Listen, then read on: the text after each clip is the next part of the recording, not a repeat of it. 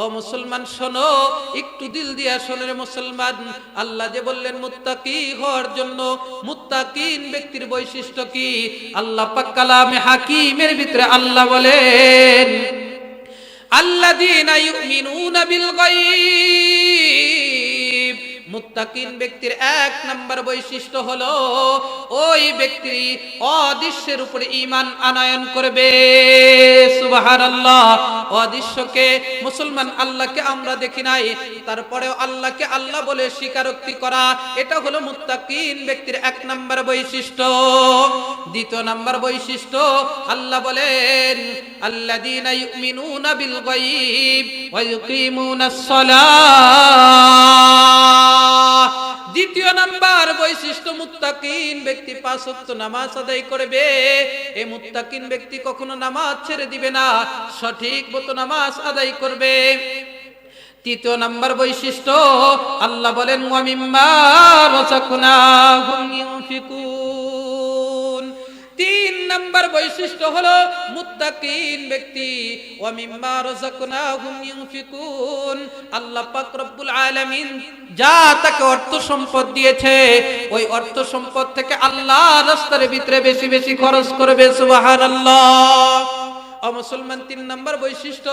চতুর্থ নাম্বার বৈশিষ্ট্য আল্লাহ পাক কালামে হাকিমের ভিতরে ঘোষণা করেন, ওয়াল্লাযীনা ইউমিনুনা বিমা উনজিলা ইলাইকা ওয়া মা উনজিলা মিন ক্বাবলিক। আল্লাহ পাক রব্বুল আলামিন কালামে হাকিমের ভিতরে ঘোষণা করেন, দুনিয়ার মানুষেরা শোনো, মুত্তাকিন ব্যক্তির চতুর্থ নাম্বার বৈশিষ্ট্য হলো, আমি আল্লাহ পাক রব্বুল আলামিন আখিরি জামানার পয়গম্বর হযরত মুহাম্মদুর রাসূলুল্লাহ সাল্লাল্লাহু আলাইহি ওয়াসাল্লামের উপরে যা অবতীর্ণ করেছি, এবং মুহাম্মদুর রাসূলুল্লাহ থেকে নিয়ে আদম পয়গম্বর পর্যন্ত যত নবী রাসূলকে আমি আল্লাহ পাক দুনিয়ার জমিনে পাঠাইছি, প্রত্যেকটা নবী রাসূলের উপরে আমি আল্লাহ পাক রব্বুল আলামিন যা কিছু অবতীর্ণ করেছি, ওইগুলোর উপরে মুত্তাকিন ব্যক্তির ঈমান আনতে হবে।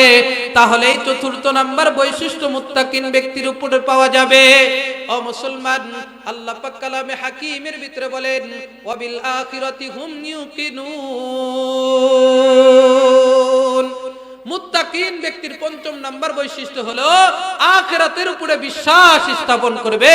আমি আল্লাহ পাক রব্বুল আলামিন যে মানুষের জগৎ তিনটা দিলাম, এক নাম্বার জগতের নাম হলো দুনিয়ার পার্থিব জগৎ।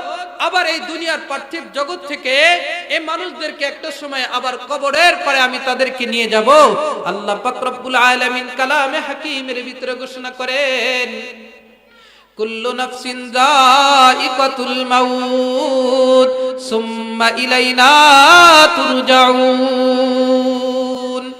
আল্লাহ পাক রব্বুল আলামিন ডাক দেয়, দুনিয়ার মানুষ, তোমাদের সবাইকে মরতে হবে, সবাইকে মরতে হবে, অতঃপর আমি আল্লাহ পাক রব্বুল আলামিনের কাছে আবার তোমাদেরকে ফিরে আসতে হবে। মুসলমান আমরা যারা আছি, কেউ কি বলতে পারবো না, না হুজুর আমি মরব না? এই ক্ষমতা আল্লাহ পাক রব্বুল আলামিন কাউকে দেয় নাই রে মুসলমান। প্রত্যেকটা মানুষকেই একদিন না একদিন দুনিয়া থেকে চিরবিদায় নিয়ে চলে যেতে হবে। যারা বলে মরব না মরব না, আমি বলি তারা আহাম্মকের দল। কারণ একটা সময় এই পৃথিবী থেকে সবাইকে যাইতে হবে। এটা দুনিয়ার কোনো মানুষের ঘোষণা নয়, এটা স্বয়ং আল্লাহ পাক রব্বুল আলামিনের ঘোষণা। সুবহানাল্লাহ। ও মুসলমান, এই জন্যই তো কবি বলে, মৌত কো সুন জাহে গাফিল ইখতিতামে জিंदगी দর হकीकत मौत तेरा इब्तिदाए जिंदगी। यहाँ हम सब मुसाफिर है, वही आखिर ठिकाना, कोई आगे रवाना है, कोई पीछे रवाना। মুসাফির হর কুজা বাসাদ অতন রায়া দমিদারাদ, চুবুলবুল দর কফস বাসাদ চমন রায়া দমিদারাদ। कैसे कैसे ताजदाराद बादशाह चल बसे, ओ खजीना बाला खाना शान शौकत क्या हुई। মুসলমান দুনিয়ায় কত বড় বড় বাদশা ছিল, কত বড় বড় রাজা ছিল, তারাও দুনিয়া থেকে চিরবিদায় নিয়ে চলে গিয়েছে। এজন্য মুসলমান আমরা যারা আছি আমরাও কিন্তু থাকতে পারবো না, কারণ মালিকের কালামের আয়াতের ভিতরে আল্লাহ বলেছেন এই পৃথিবীর সবাইকে দুনিয়া থেকে চলে যেতে হবে। মুসলমান আমাদেরকেও তো যাইতে হবে না? আমাদেরকেও একটা না একটা সময় এই পৃথিবী থেকে কবরে যাইতে হবে। এজন্য কবরের প্রস্তুতি নিতে হবে।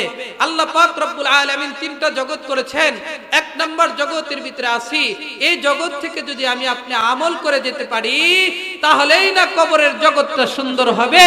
নবীজি সাল্লাল্লাহু আলাইহি ওয়াসাল্লাম বলেন, যখন কোন মুত্তাকিন ব্যক্তিকে কবরের ভিতরে নামানো হয় আল্লাহ পাক রব্বুল আলামিন অর্ডার করে দেয়, এই জান্নাতের ফেরেশতারা যা যা যা অমুক ব্যক্তির কবরের ভিতরে জান্নাতের বিছানা বিছায়া দেয়। সুবহানাল্লাহ।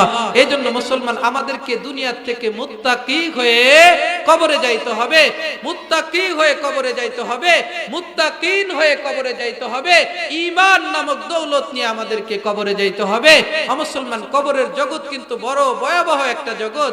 নবীজি সাল্লাল্লাহু আলাইহি ওয়াসাল্লাম বলেছেন, আল কবরু রাউযাতুম মির রিয়াদিল জান্নাহ আও হুফরাতুম মিন হুফারিন নার। কবরটা কারোর জন্য জান্নাতের বাগিচা হবে, আবার কারোর জন্য জাহান্নামের গর্ত হবে। কার জন্য জান্নাতের বাগিচা, কার জন্য জাহান্নামের গর্ত?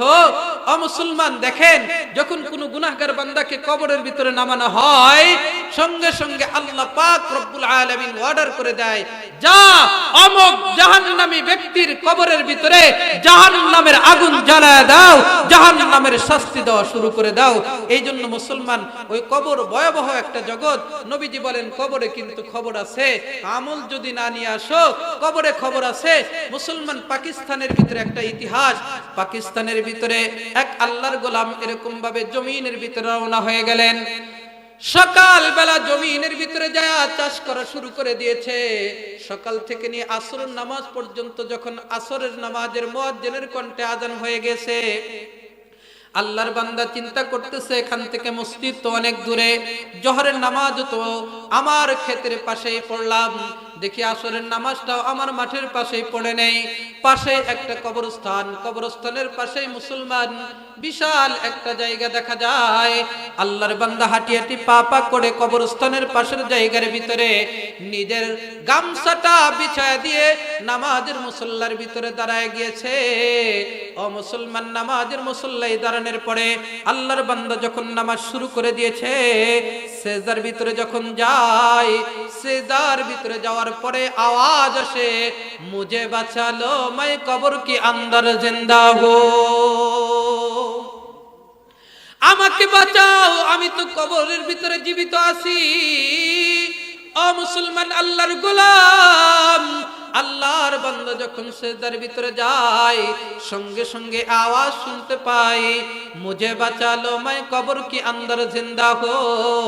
আল্লাহর বান্দা নামাজটা যখন কমপ্লিট করেছে, মুসলমান বন্ধুগণ আমার, হাঁটি হাঁটি পা পা করে এক পর্যায়ে যখন কবরস্থান পর্যন্ত চলে গেল, আল্লাহর বান্দা কবরস্থানের কাছে যাওয়ার পরে যতই কবরের কাছাকাছি যাচ্ছে আল্লাহর বান্দার কাছে আওয়াজটা ততই স্পষ্ট হচ্ছে। এক পর্যায়ে মুসলমান কবরের সাথে কানটা লাগায়া দিয়েছে, কান লাগানোর পরে দেখতে পাইতেছে নতুন একটা কবরের ভিতর থেকে আওয়াজ আসতেছে, মুঝে বাঁচালো मैं কবর কি अंदर जिंदा हो। আল্লাহর বান্দা সকল এলাকার মানুষদেরকে খবর দিয়ে দিলেন, কবরের ভিতর থেকে এমন আওয়াজ আসতেছে। মুসলমান মুহূর্তের ভিতরে অনেক মানুষ জমা হয়ে গেল। এক পর্যায়ে সকলেই মিলে চিন্তা করলো, হ্যাঁ ঠিকই তো, কবরের ভিতর থেকে আওয়াজ আসতেছে। সকলেই মিলে সিদ্ধান্ত নিল একজন আলেমের কাছে যাওয়া হোক, দেখি আলেম আমাদেরকে কি বলে, সে যে দিক নির্দেশনা দেবে সেই দিক নির্দেশনা অনুযায়ী আমরা কাজ করব।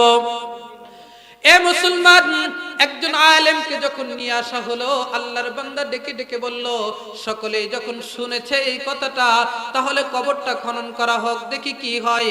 মুসলমান এক পর্যায়ে সকলেই মিলে কবরটা যখন খনন করা শুরু করে দিয়েছে, মুসলমান কবরটা খনন করার পরে কবরের ভিতরে দেখতে পায় একটা মেয়েকে দেখা যায়। আল্লাহু আকবার। একটা মেয়েকে দেখা যায়, সে জীবিত অবস্থার ভিতরে আছে। মুসলমান কি অবস্থা দেখলেন! বড় মর্মান্তিক একটা অবস্থার ভিতরে পড়ে রয়েছেন। তার যাকে কাফনের কাপড় দেওয়া হয়েছিল, 5 টুকরো কাফনের কাপড়ের একটা টুকরো তার সাথে নাই। কবরের ভিতরে কাফন